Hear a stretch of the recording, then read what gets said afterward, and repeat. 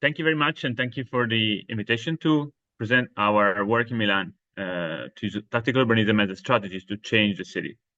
I'll take it from very far perspective, but it's just an introduction. And it's about the fact that we have to consider, as planners, as practitioners, as urban practitioners, the fact that we live in an era, a geological era, where the way we affect the planet as human beings is not reversible anymore. And this is a great responsibility.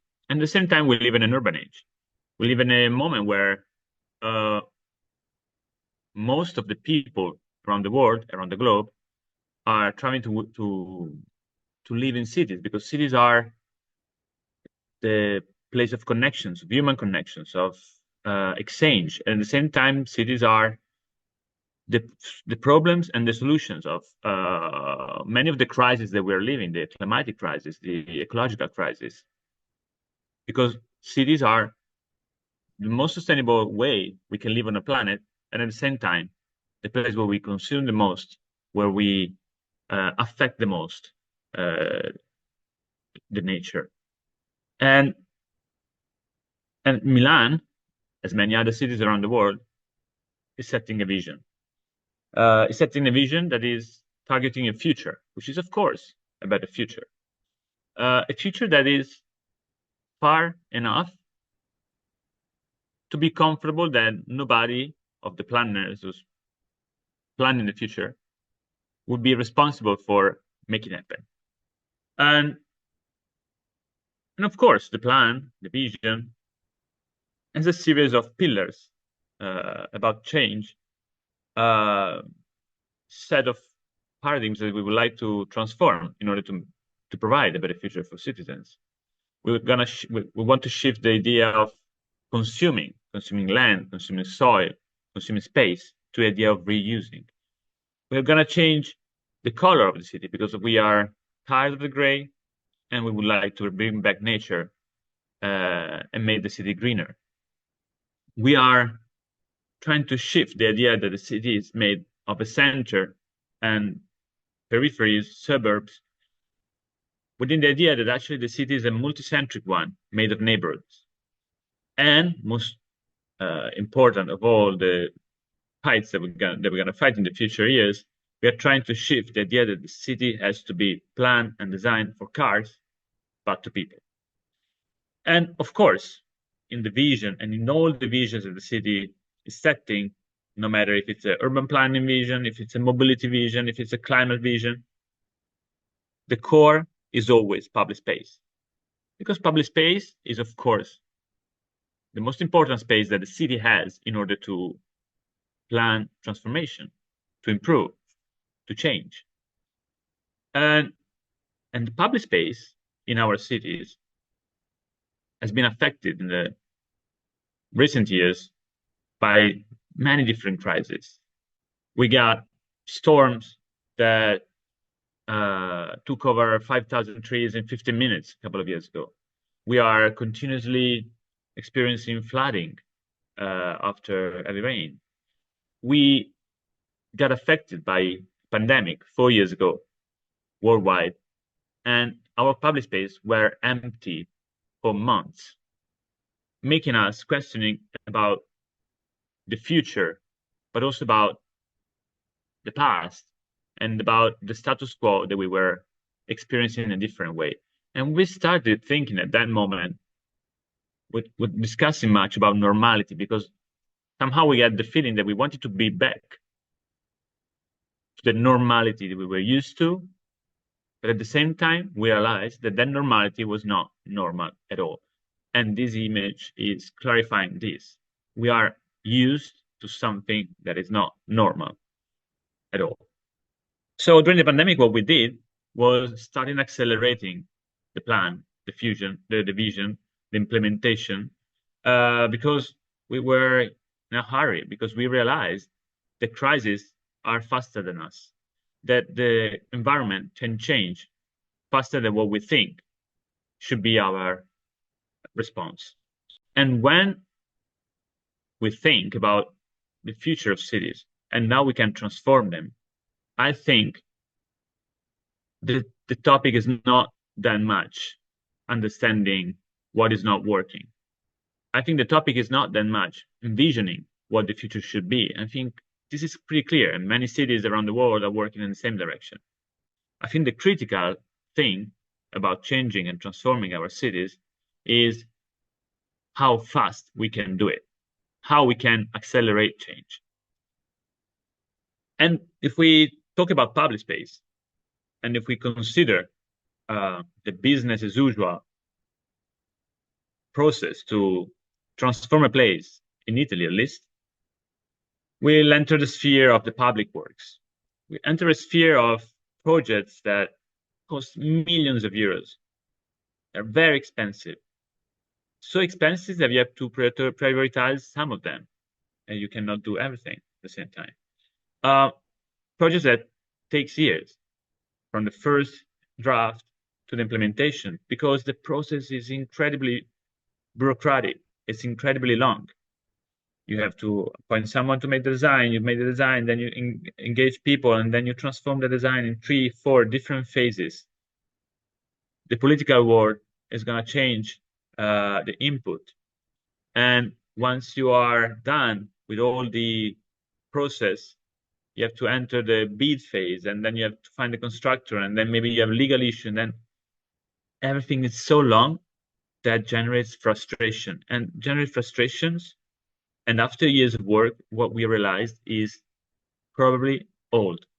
And since nobody's perfect and no designer is perfect, is probably old, something can be wrong, and this is not reversible anymore, and will be there for the next decades.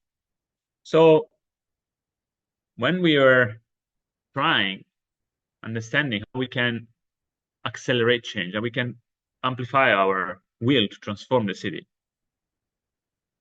we decided that we could steal a methodology to the guerrilla practice, tactical urbanism, in order to transform places with light, quick, and cheap implementations that could spend, where we could invest thousands of euros and not millions, where we could spend months of our time to design and implement the projects, and finding solutions that can be experimental, and when reversibility is a value, because there is no better way to face someone skeptical than saying that if it's not going to work, we're going to go back to the previous state. And in order to use tactical urbanism, we had to set up a toolkit. In our case, it's really the easiest you can imagine. Street marks, which is an incredibly powerful design tool in order to shape the mobility in the city that you would like to have. A traffic paint in order to highlight the pedestrian space, and also to use public art as a tool for transformation. Bollards, curbs, other elements that can be critical to protect public space from people driving cars. This is a topic we should probably analyze better. Why we need in 2024 to protect public space from other people using cars.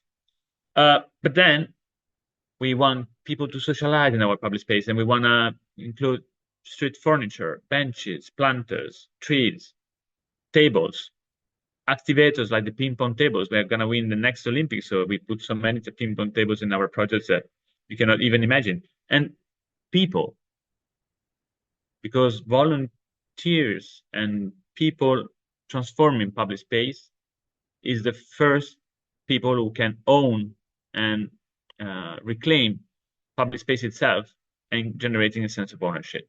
And collaboration with people, because we have to formalize the idea that the city and citizens can work together in order to achieve the goals that we have for a better future. And then facilitating community events, organizing party in order to, again, convince the skeptical that a new public space can be fun, can be an added value for their community and for their life. And then monitoring public life in order to understand what is good, what is not working, what can be improved, and in order to then be able to transform places in a more traditional way. And with this methodology, in 2018, we started a program in Milan called Piazze Aperte, Open Plazas. And we started with the collaboration of Janet Sadikan and Bloomberg Associates and Global Design Cities Initiative, and was an incredible learning process. The one that brought us from the first kickoff workshop in January to the first implementation of a public space, of a tactical public space in the city. And this was the first place that we picked, a piazza, as we say in Italian, about squares, a piazza that was a piazza by name, but in reality it was just a parking lot for 25 cars. 25 cars that were not moving for 90% of their time, and where people has to be constrained in very few benches under the trees, clearly not enough, and clearly with a very bad view about traffic. And with 3 weeks of implementation, this is what we achieved. We changed the perspective of that space, transforming it into public space, transforming it into a piazza not just by name, but a piazza where people can meet other people, where they can socialize, where we could have organized a party that was incredibly successful, and that gave us the clear idea that the methodology that we were using was great, and we could continue in that direction. And we went ahead and we tried to understand how the space was working. We tried to understand if there was any critical aspect to consider. And when, after 2 years of interim life, there was the engagement process of the community itself, we transformed the place permanently, planting new trees, transforming the paint to stone, and making that space permanent forever, but reducing all the resistance to change that we had at the beginning of the process, and understanding that after experiences for a couple of years, the transformation, people just get used to it and then support you in a permanent transformation. And then in 2019, we met this space, which is the clear identification of what a car-centric planning brought to our city. A gray ocean made of asphalt, with cars going anywhere, doing any kind of maneuver, turning left, right, going straight, with no control and with no idea about if some of those cars are going or are just parked, because the space is so much that they can do everything. But the issue is that people that would like to cross this space, this intersection, they cannot do it, or they have to make a huge circumnavigation of the space. And most important of all, this gray element down in the picture is a pedestrian barrier, is the tool that someone, a designer who designed this space for cars, define the boundary that people cannot cross. The only issue is that this picture is taken from a school. And this is the perspective that we can bring by just changing the approach, by putting people at the center, by transforming spaces in a way that can be possible for people to meet, to socialize, for children to run after school, and for mobility and for cars, making a longer turn, because 10 seconds of their life is not gonna change anything. So it's a matter of priority. It's a matter of what you put first. And we are trying to put people first.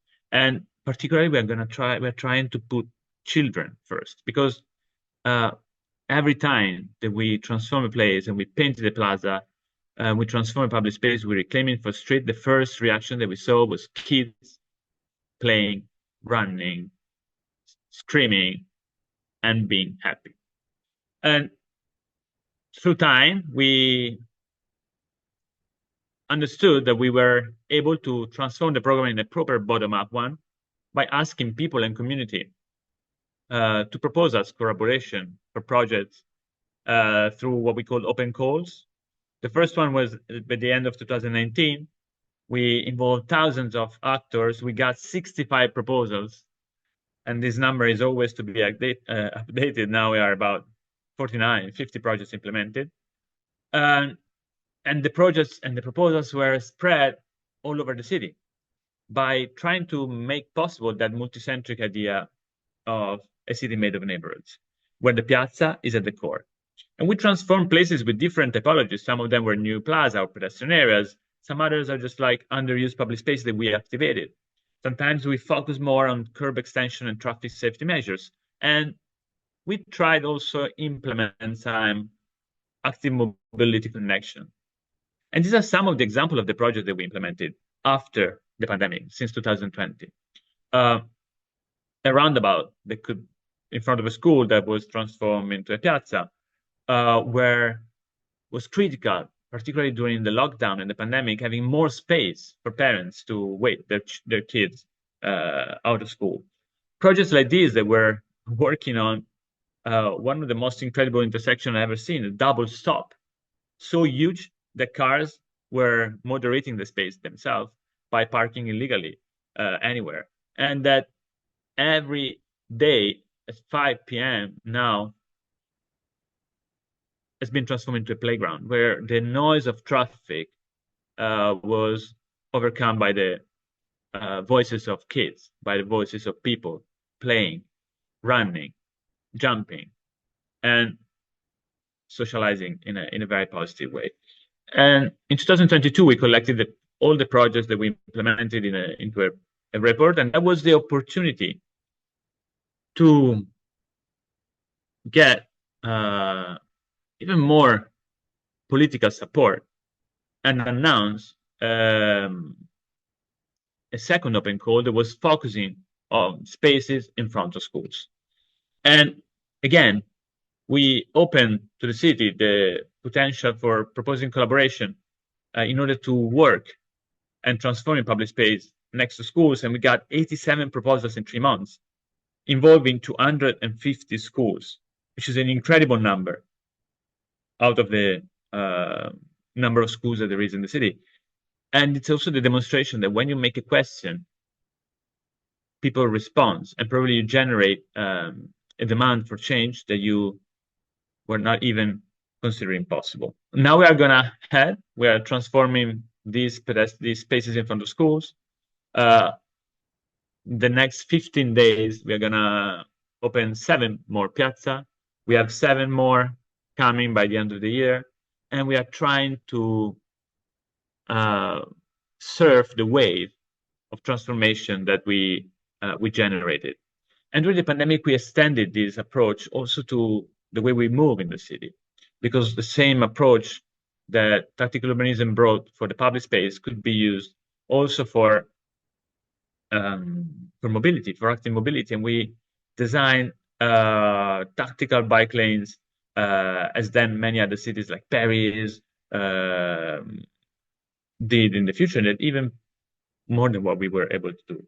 And by concluding my intervention, I wanted to highlight a series of lessons that I learned working on this project since the first day for 6 and more years.